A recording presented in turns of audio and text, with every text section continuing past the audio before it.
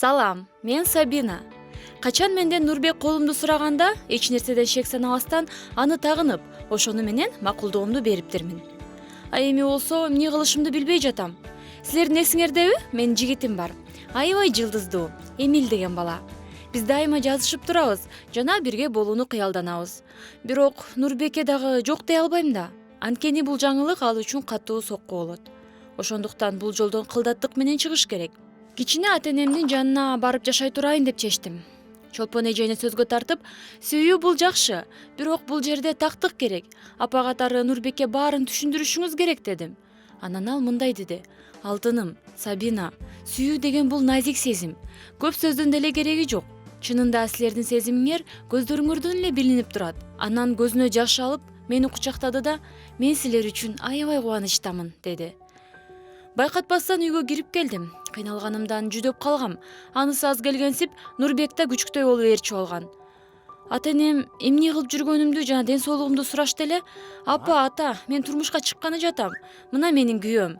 Кокустан менин колумду сураган, а мен кокустан макул болуп койдум" дедим. "Анан эмне болду дебейсиңерби?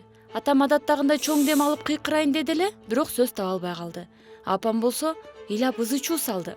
Нурбек апама платочкасын сунду да мени жана келечектеги балдарыбызды сүйөөрүн, анан капа кылбай жакшы караарын айтты. Бирткеден кийин үйгө Чолпон эже кирип келди. Баарыбыз тең залга бул окуя тууралуу сүйлөшкөнү кирдик. Кокустан Нурбек аквариумдагы балыктарды көрүп калып, алар менен сүйлөшүп баштады. Алыш-тартыштар, түшүнүп-түшүнбөстүктөр, иши кылып көп сөз болду.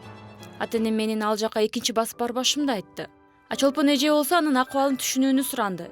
Эгер Нурбек менин ага тийбешимди биле турган болсо, кайра ооруп доктурга жатып каларын.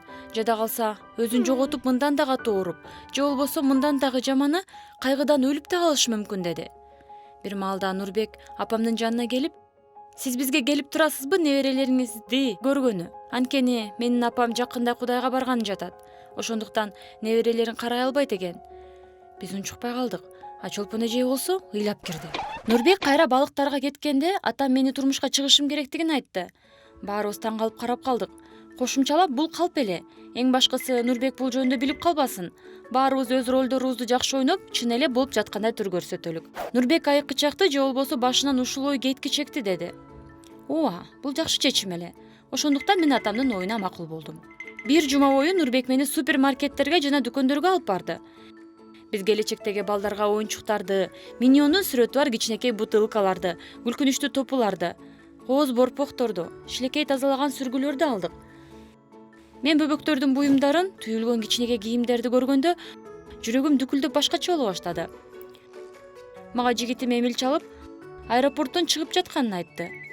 Нурбекти уктатып коюп Эмилди тосуп алганы чыктым. Биз үйдүн жанындагы парктан жолуктук.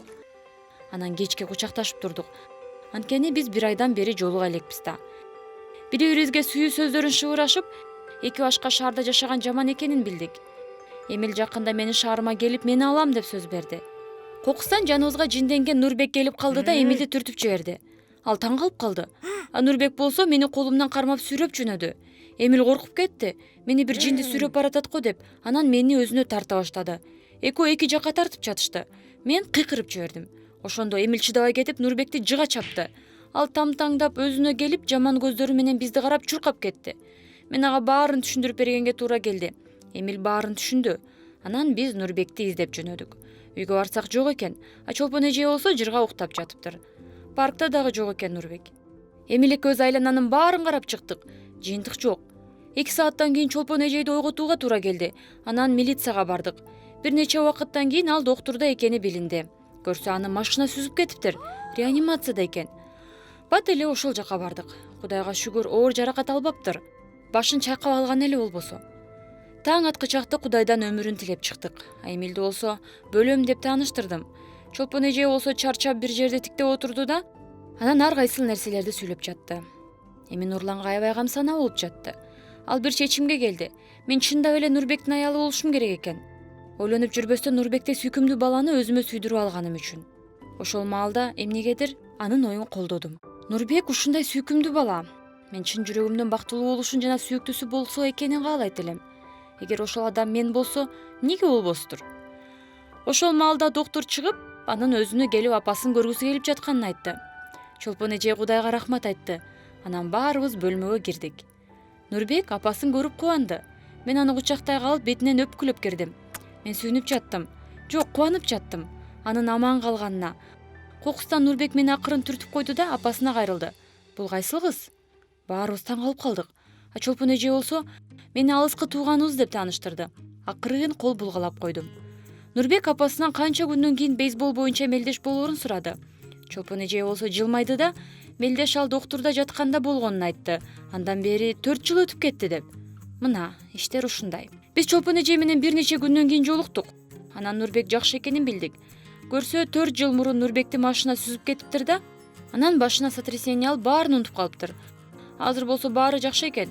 Болгону кийинки 4 жыл ичин жана таанышканыбызды билбей калыптыр. Мен кубандым, анын жакшы экенин угуп, анан мени эстебей калганын, анткени мен эми ага турмушка чыкпайм. Эми элекөөбүз бирге болобуз. Бирок ар дайым кубануу менен эстеп жүрөм Нурбек менен өткөргөн күндөрүмдү.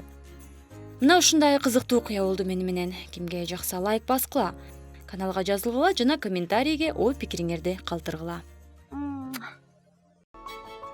Каналга жазылгыла жана досторуңар менен бөлүшкүлө.